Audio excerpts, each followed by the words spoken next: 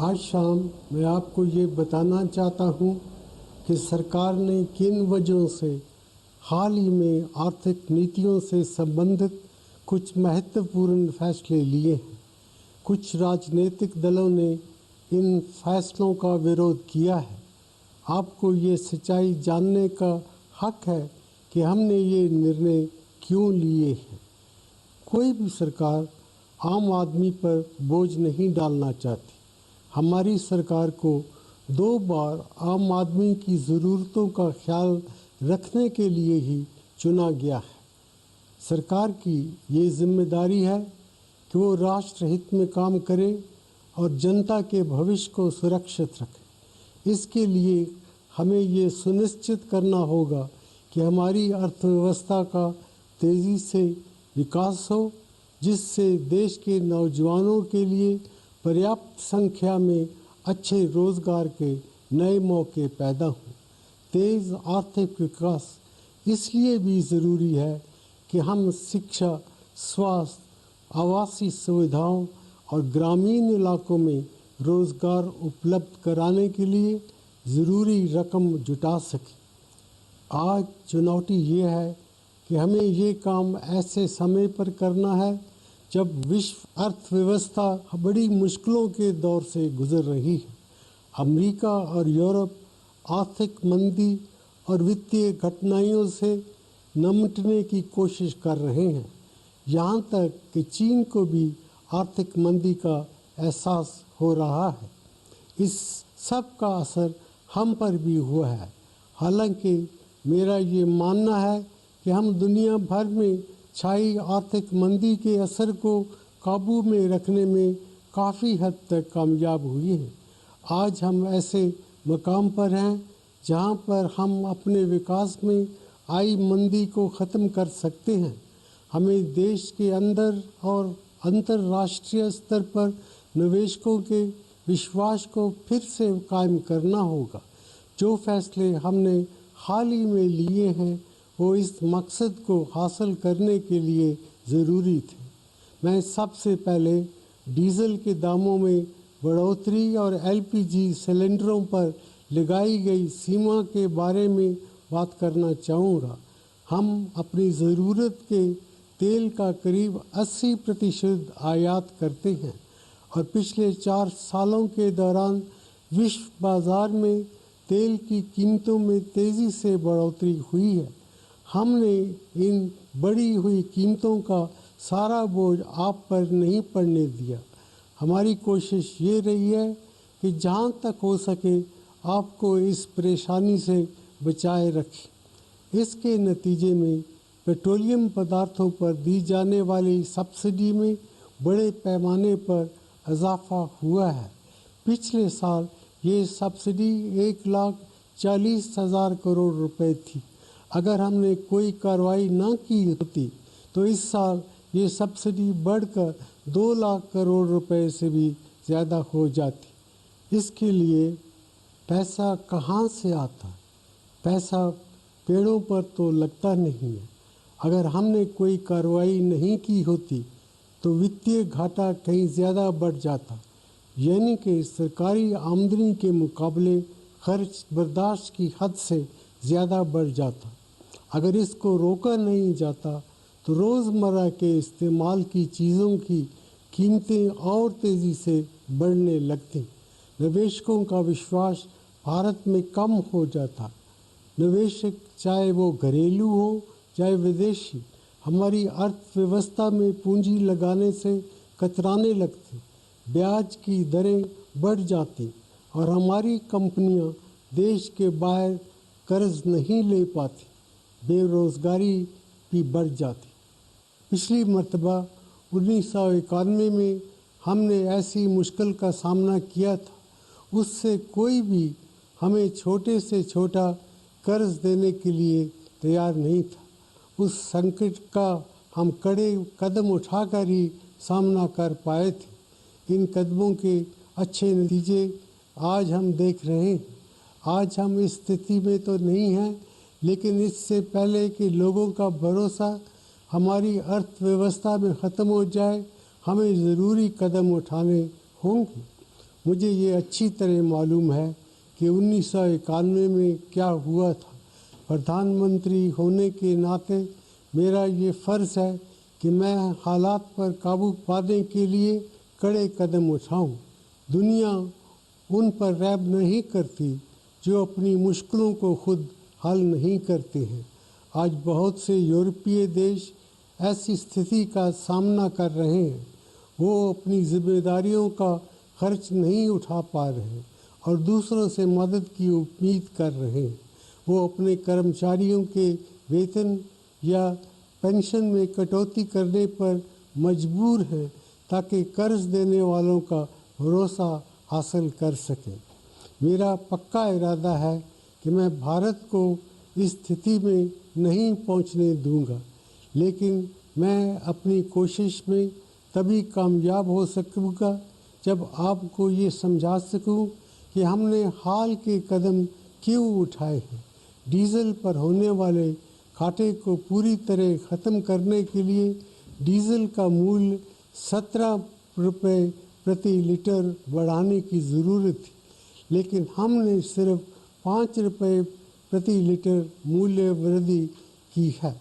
Diesel की अधिकतर खपत खुशहाल तबकों, कारोबार और कारखानों द्वारा इस्तेमाल की जाने वाली बड़ी कारों और एसयूवी के लिए होती है। इन सब को सब्सिडी देने के लिए क्या सरकार को बड़े वित्तीय घाटों को बर्दाश्त करना चाहिए? पेट्रोल के दामों को न बढ़ने देने के लिए हमने पेट्रोल पर टैक्स 5 रुपये प्रति लीटर कम किया है।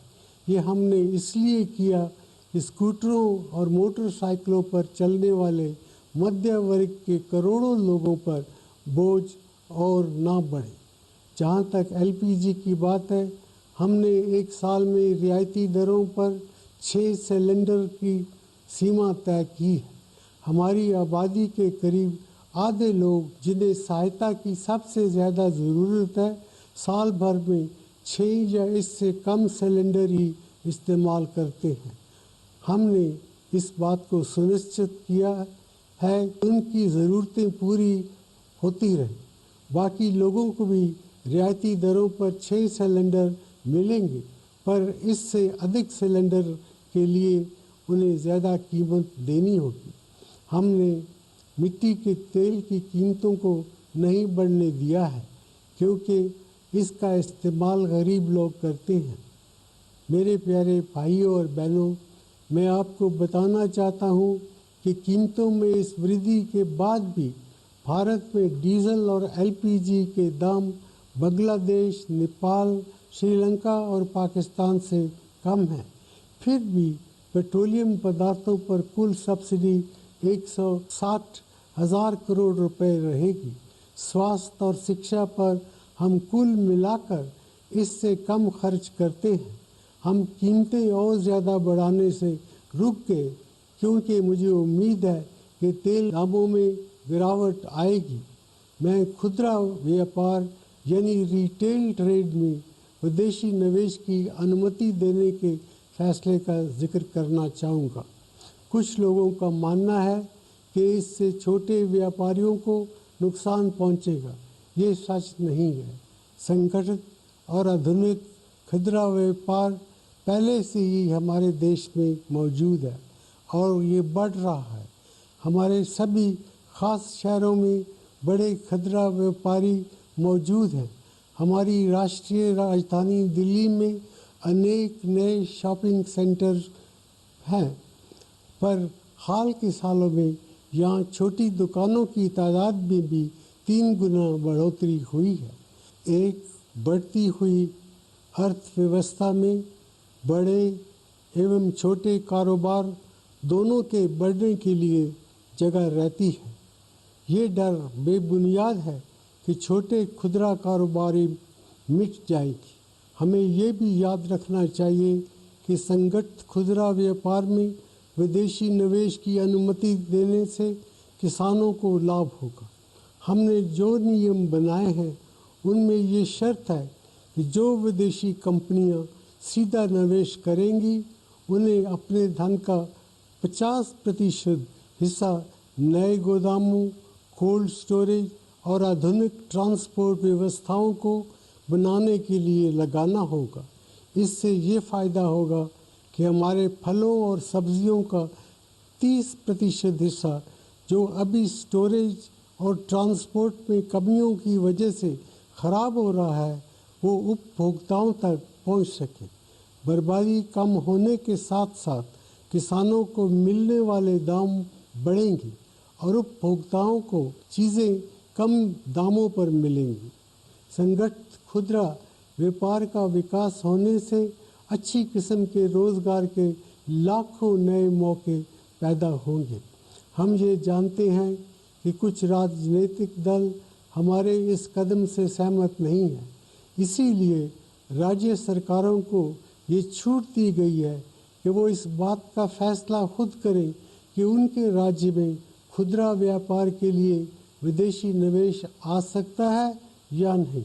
लेकिन किसी भी राज्य को ये हक नहीं है कि वो अन्य राज्यों को अपने किसानों, नौजवानों और उपभोक्ताओं के लिए बेहतर ज़िंदगी ढूंढने से रोके। 1991 में जब हमने भारत में उत्पादन के क्षेत्र में विदेशी निवेश का रास्ता खोला था तो बहुत से लोगों को फिक्र हुई थी। आज भारतीय कंपनियां देश और विदेश दोनों में विदेशी कंपनियों से मुकाबला कर रही हैं और अन्य देशों में भी निवेश कर रही हैं। इससे भी महत्वपूर्ण बात यह है कि विदेशी कंपनियां इंफॉर्मेशन टेक्नोलॉजी, स्टील एवं ऑटो उद्योग जैसे क्षेत्रों में हमारे नौजवानों के लिए रोज़गार के नए मौके पैदा करा रही हैं। मुझे यकीन है कि खुदरा कारोबार के क्षेत्र में भी ऐसा ही होगा। मेरे प्यारे भाइयों और बहनों, यूपीए सरकार आम आदमी की सरकार है। पिछले 8 वर्षों में हमारी अर्थव्यवस्था 8.2% प्रति वर्ष की रिकॉर्ड से बढ़ी है। हमने ये सुनिश्चित किया है कि गरीबी ज़्यादा तेज़ी से घटे, कृषि का विकास तेज़ हो और गांव में भी लोग उपभोग की वस्तुओं को ज़्यादा इस्तेमाल कर सकें। हमें और ज़्यादा कोशिश करने की ज़रूरत है और हम ऐसा ही करेंगे। आम आदमी को फ़ायदा पहुंचाने के लिए हमें आर्थिक विकास की गति को बढ़ाना है। हमें भारी वित्तीय घाटों से भी बचना होगा ताकि भारत की अर्थव्यवस्था के प्रति विश्वास मजबूत हो।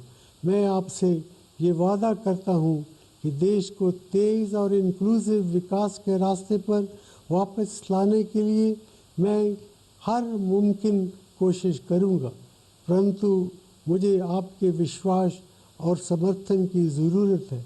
आप इन लोगों के बहकावे में ना आए जो आपको डराकर और गलत जानकारी देकर गुमराह करना चाहते हैं। 1991 में इन लोगों ने इसी तरह के हथकंडे अपनाए थे।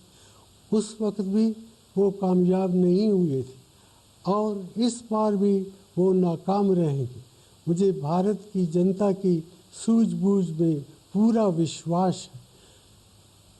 हमें राष्ट्र के हितों के लिए बहुत काम करना है और इसमें हम देर नहीं करेंगे। कई मौक़ों पर हमें आसान रास्तों को छोड़कर मुश्किल राह अपनाने की ज़रूरत होती है। ये एक ऐसा ही मौका है। कड़े कदम उठाने का वक्त आ गया है। इस वक्त मुझे आपके विश्वास, सहयोग और समर्थन की ज़रूरत है।